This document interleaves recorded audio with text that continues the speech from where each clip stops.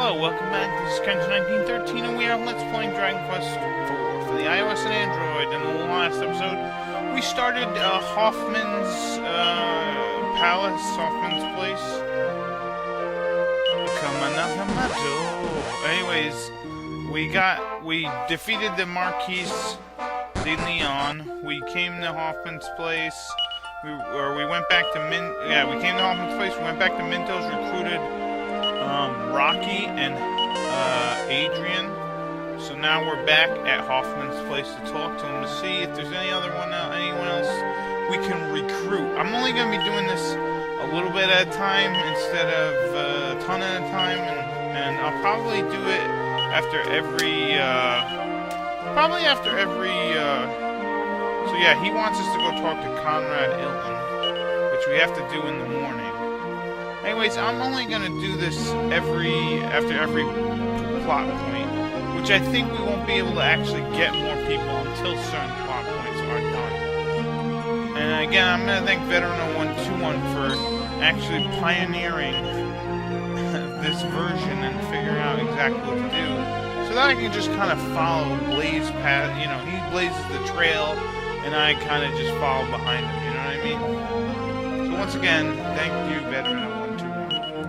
So let's head over to Mintos. So yeah, Rocky and Adrian are going to be starting a new life here. We're going to see if we can find some other people that might be interested in starting a new life in a new town. Now, the interesting thing about this place is it actually is going to have a story to it, which is pretty cool. And then we'll be able to purchase pretty good equipment. And, what else are we going to be able to do? A lot of other good stuff.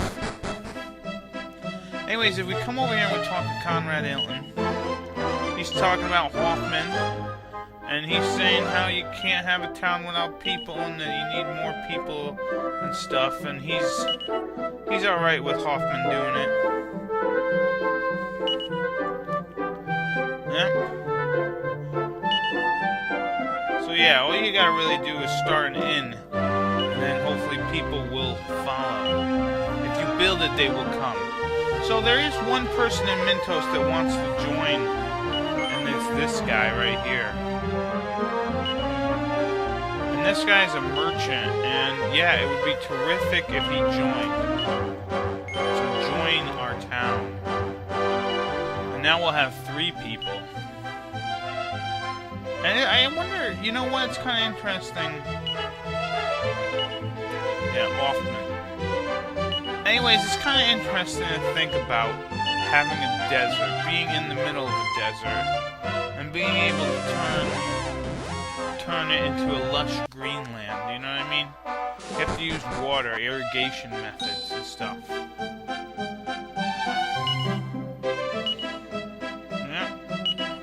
Yeah, we finally got it hustling and bustling.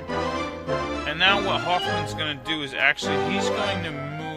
He wants us to continue to look for people, which I will do.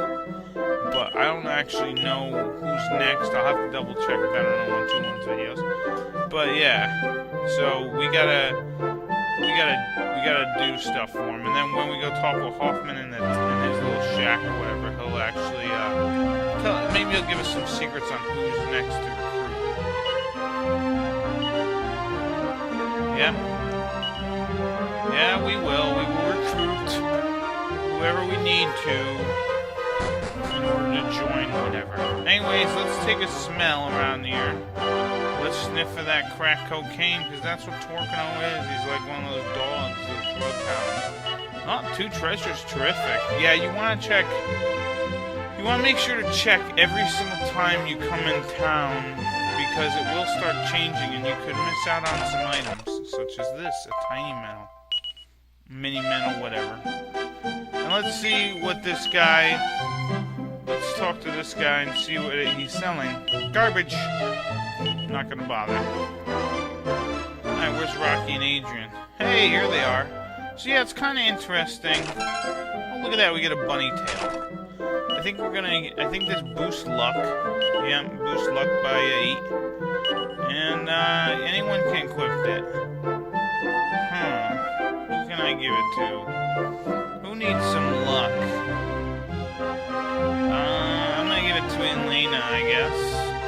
I don't know if luck helps bring up, you know, critical hits, but if it does, that'll be great. So, interesting thing about, like, starting to try to make a desert and irrigate it and get stuff going, it's kind of interesting to turn a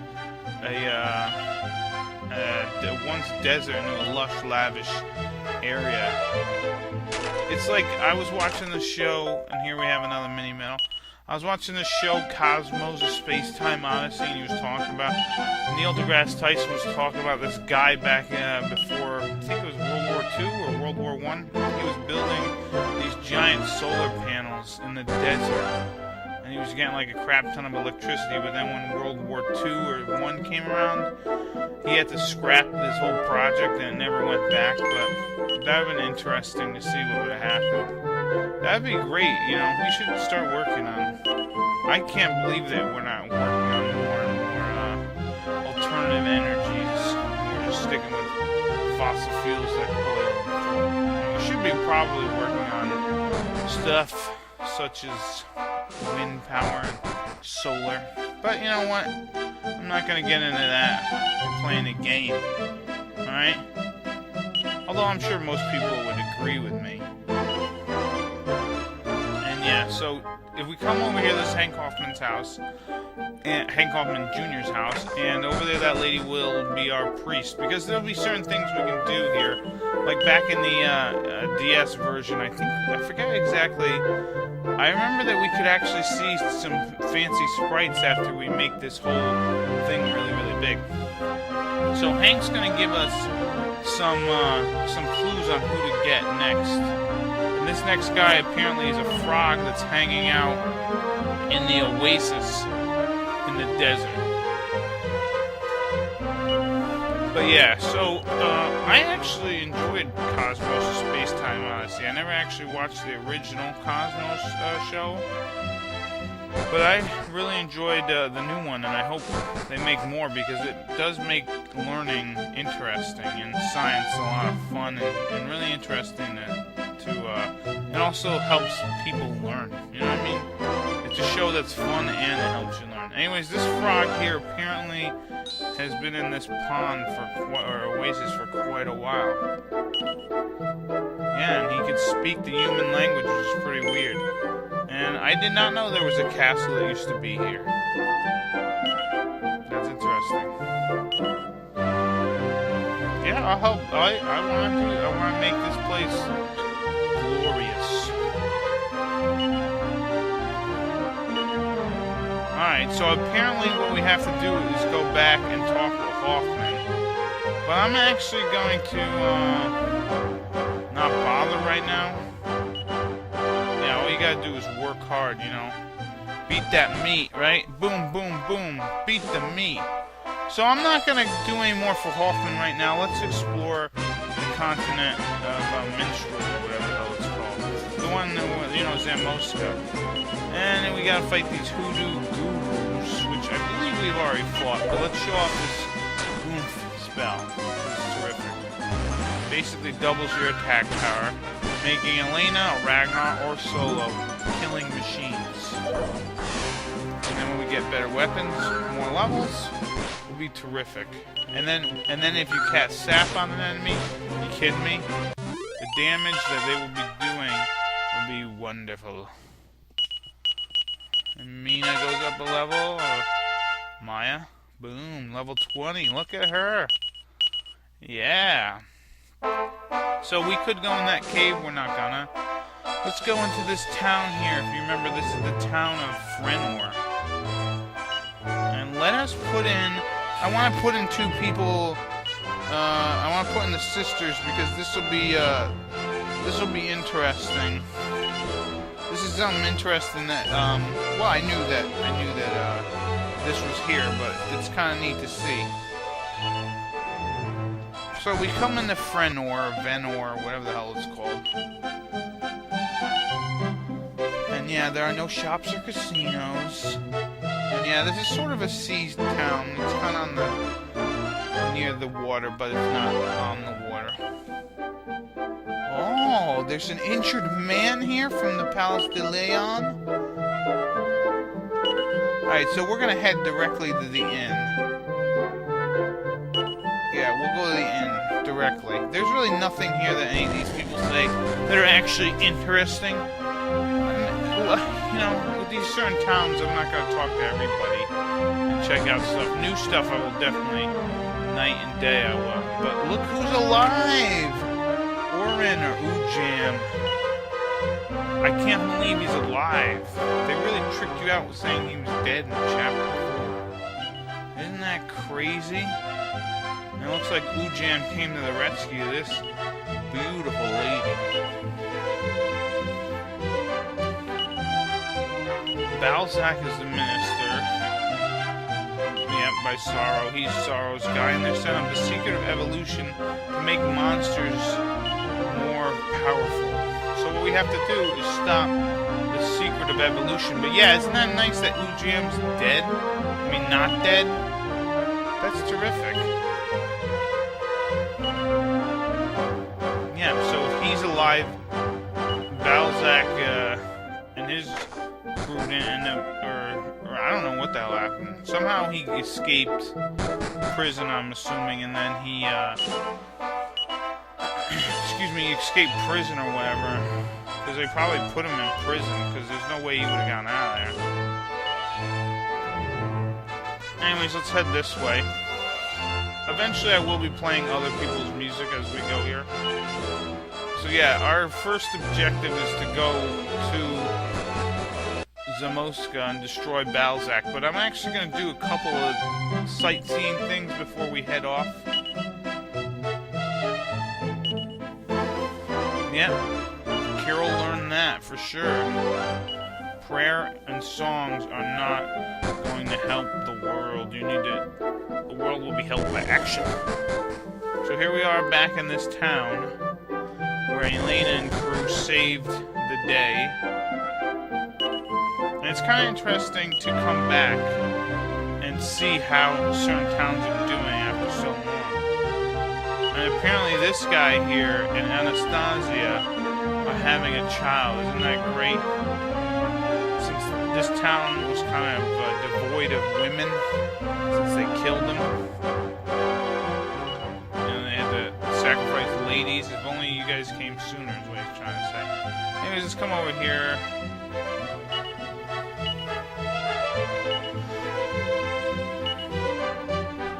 Yep. Yes. Oh. Yeah, so he's saying... What the hell was Carol saying there? I'm pleasing to hear that a small child is recollecting you, yeah.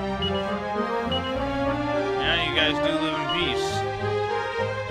Yep, if we knew earlier, you could have done... Yep, and that's true, you are much stronger than you were before, Alena. Although not that much stronger, maybe a few levels. You're only gonna get stronger. It's gonna be terrific. No, look, we got another boo-boo-boo. Let's just beat him up. And it's a good idea to travel back to any towns that you might have already been to in other chapters, just because then you can add them to your Zoom spell. Which would be very good.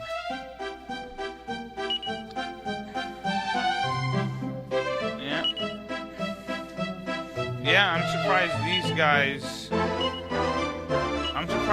guys are not disappearing either. Zalengrad. Yep, everyone in Zamoska is disappeared. I know, I'm sorry that I'm going through the text a little quick here. Yeah, the guards of the castles probably didn't stand a chance. Let's go talk to Joseph Starling, whatever. And it looks like everyone knows this, everyone knows this friggin', this little tale about the woodsman and the angel lady.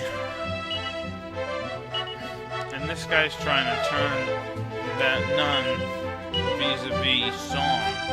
I guess he's in love with the nun. And apparently I keep talking to him. Yeah, well, Kiro, I don't know if that's helping with you. I mean, I don't think Alena even knows that you like her.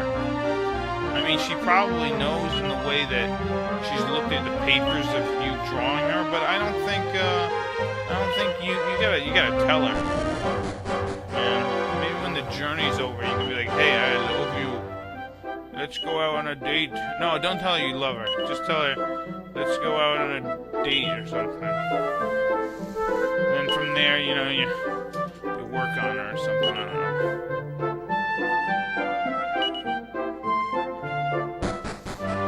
I'm not sure how Kiro would work on Alena with trying to date her and all that. I'm sure you'd figure out something. Anyways, now we're going to head over to Zamoska just to get on the warp map, or just to be able to zoom. I'm actually not going to do anything there yet. We'll come back. See, I find Balzac a little tougher than Leon, which is to be fair. Anyways, let's warp back here so that our ship is right here. And now what we're going to do is head west. There's a land that I want to explore that has an item that we want to get. It'll be helpful when we're leveling up. Plus, it's nice to go there now. I like to start this... usually I don't start this right away, but I'm actually going to do a portion of it now. Even though we should probably wait because we're hungry. That's alright. So we're in this town. I forget the name. Oh, game! Sons of bitches. Alright, so we gotta fight these Chilodons. And they're kind of tough. They breathe cold air on you. Obviously, that's gonna hurt. The thing is they're pretty tough right now because we're kind of not at the level you should be at to fight these guys. Heck, we should be at like level 25 or so to be taking these guys on. And right now we're not even close. Alright, so let's line up. Let's put Torneco in. Now here we are at this place, I forget what it's called. I think it's called like Plenty of Booty or something or other. Anyways, look at that over there. Isn't that weird? The beach, the tide is in, but that one part there is all dry and shit. Huh. Yeah, I forget what the name of this town is. Yeah, I'll occasionally be changing it up, listen to see, different perspectives of people. I think this town's called Dunplundering, or something like that. Something like that. Anyways, a sniff for nose for treasures, too, alright. Another mini medals, terrific. And fishnet stockings. Unlike Dragon Quest III with the Super Famicom version, these things are actually worth equipping because they won't change your personality. There's no personality, and the accessories are all good because they just boost your various stats like luck and defense, attack. I don't know if there's one that boosts magic power or intelligence. Well, there might be one that boosts intelligence. I'm not 100% sure. So yeah, the people who live around here used to be pirates. Then they settled here, and now they're talking about the Sands of Time, which is an item I want to eventually pick up because it'll help when you're fighting. And I'll actually be showing off how it will help when you're fighting. Like metal babbles, or liquid metal slimes, or whatever the hell you want to call them. I'm always going to call them metal babbles. But then there's like metal slimes. Basically, you see them in battle, if you don't beat them, you use the Sands of Time, you start the battle over, and try to beat them again. It's pretty cool. So these people here used to be related, or their ancestors were pirates. And what happened was their pirates they hid a couple of treasures in this Cascade Cave, they called it. And what they did was they, excuse me, they hid a great treasure called the liquid metal sword in the cave, in the Cascade Cave. Not only that, but the Sands of Time as well. So we're gonna go and get the Sands of Time, and then we need the final key, or the ultimate key, or whatever the hell the key is called, to actually go to the other spot. So, oh well, we'll have to wait.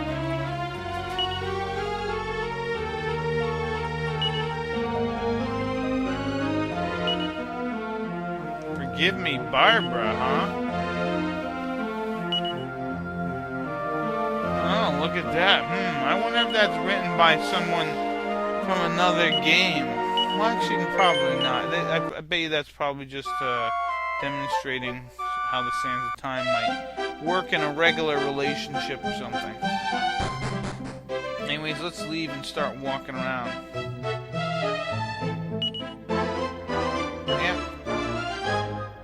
They hid something in a waterfall, the liquid metal sword. Yeah, you're here to fight the Lord of the Underworld, not make a profit, Tulun, alright? Now you're letting your craziness get involved. Anyways, magic vestments, terrific pieces of armor. They actually decrease the damage done by magic, which will be very useful for the next boss battle. That's really the only good thing in this town besides the next thing we're gonna get. Anyways, we can buy a new item here called Musk. What that does is if you use it as an item, like outside, it's sort of like Whistle. Or no. It's sort of like the Holy Water, but the opposite. It'll make you run into more monsters. So yeah, we should probably be looking for this thing. And yeah, when the pirates, when it's high tide, it gets swallowed by Davy Jones, just like they should. Sunbathing, look at that. Carol's thinking about Alena sunbathing on the beach. So we come over here, we can look, we get the Stone of Drought, or the Caraway Stone. And next episode, we're going to head over to the Cascade Cave and do some good stuff there. So this is Genshin 1913. I'll see you later. Bye-bye.